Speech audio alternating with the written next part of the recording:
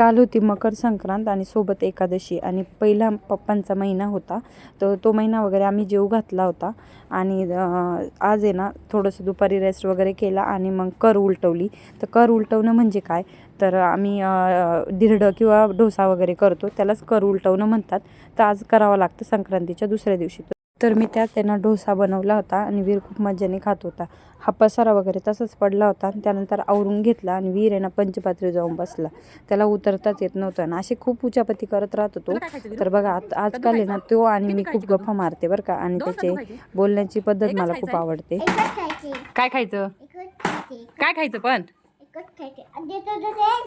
आज अजून एक महत्त्वाची गोष्ट म्हणजे नाशिक महानगरपालिकेचं मतदान होतं.